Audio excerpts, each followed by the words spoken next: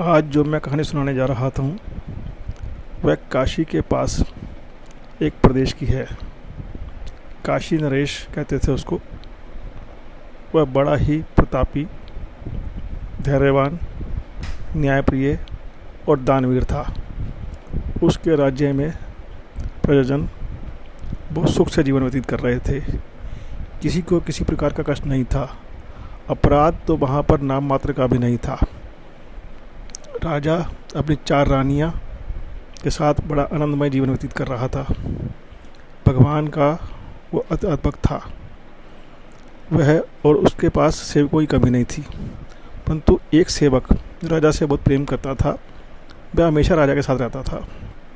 एक दिन राजा पूजा करते करते मन विभोर होकर प्रभु के आशीर्वाद के लिए प्रणाम किया तो प्रभु ने उनको दर्शन दिए।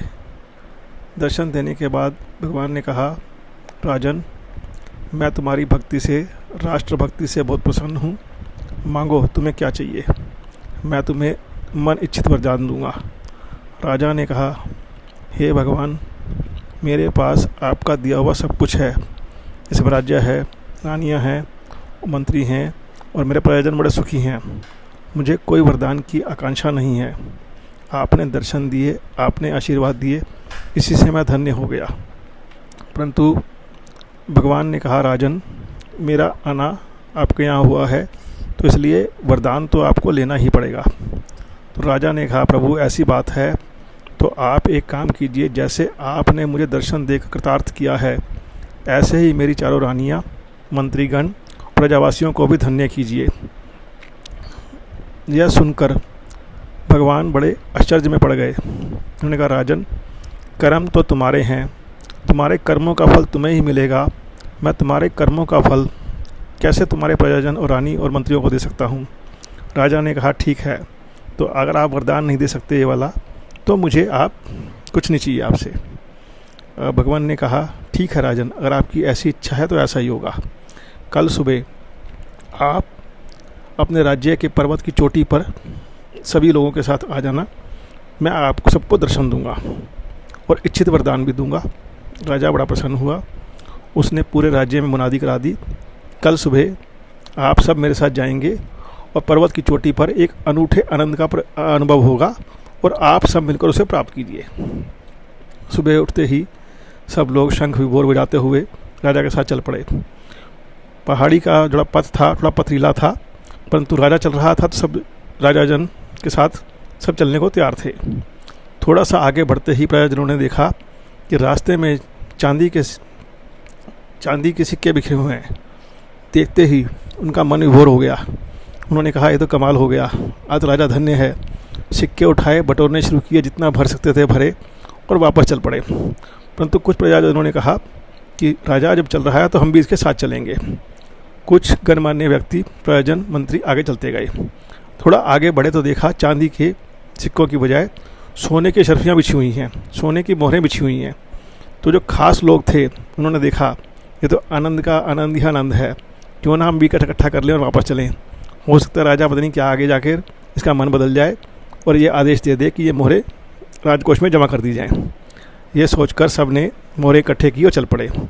अब राजा, उसका जो खास सेवक था, वो रानियाँ, वो रह गई। राजा ने मुड़कर कहा, देखो रानियों, ये मेरा सेवक, आप सब मेरे साथ चोटी तक चलना, क्योंकि आपको जो वहाँ प्राप्त होगा वो आप सोच भी नहीं सकते। किसी भी हीरे जवाहरात के चक्कर में मत पड़ना, आपको वहाँ पर अनूठे रत्न प्राप्त होंगे। उन्होंने कहा, ठीक है। जैसे ही वो आगे बढ़े तो वहाँ रत्नों का भंडार था। माणिक, हीरे जवाहरात और अन्य तरह के रत्न थे। रानियों ने भी रत्न उठाए और कहा, अब हमसे चला नहीं जाता महाराज, आप वापसी में हमारे साथ चल लेंगे, हम आपके साथ चलेंगे, आप चाहें तो आगे जा सकते हैं। राजा ने कहा, ठीक है, जैसी आपकी इच्छा, आप विश्राम कीजिए। इस पर राजा ने सेवक से कहा, हो सकता है आप भी थक गए हो, आपको चलना है या आप रुकोगे। सेवक ने कहा, नहीं प्रभु, आप चलेंगे तो मैं भी आपके साथ चलूँगा। थोड़ा और आगे बढ़े तो देखा वहाँ पारसमणि पड़ी हुई है। राजा ने सेवक से कहा, वो देखो पारसमणि, इसे उठाओ, जिसको भी ये छुएगी वो सोना बन जाएगा। इससे तुम्हारे परिवार का और तुम्हारा सबका कल्याण हो जाएगा और तुम चाहो तो इसको प्राप्त कर सकते हो। सेवक ने पूछा, महाराज क्या आप इस मणि के लिए यहाँ लेकर आए हो मुझे?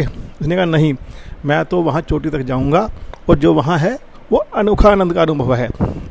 तो सेवक ने कहा प्रभु अगर आप जाएंगे तो मैं भी वहीं जाऊँगा, मुझे आपकी सेवा का सौभाग्य प्राप्त है, मुझे ये मनियाँ नहीं चाहिए। आगे अंतिम छोर तक राजा पहुँचे तो राजा और सेवक थे और प्रभु वहाँ उनकी प्रतीक्षा कर रहे थे। देखकर राजा मन विभोर हो गया, सेवक भी मन विभोर हो गया। तो प्रभु ने कहा देखा ये तो सच्चा सेवक है, बाकी सब जो लोग हैं तेरे से जुड़े हुए हैं वो स्वार्थवश हैं, चाहे वो तेरी रानियाँ हों, चाहे तेरे मंत्री हों, चाहे प्रजागण हों, जिसका जितना स्वार्थ है उनको उतना मिलता है और वो आगे रास्ते से निकल जाते हैं।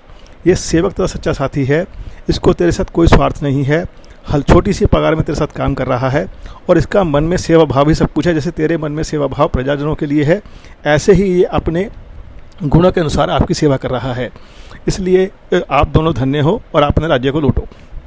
इस कहानी का शीर्षक जो था राजा को वरदान और उसकी सेवक के सेवा को आशीर्वाद।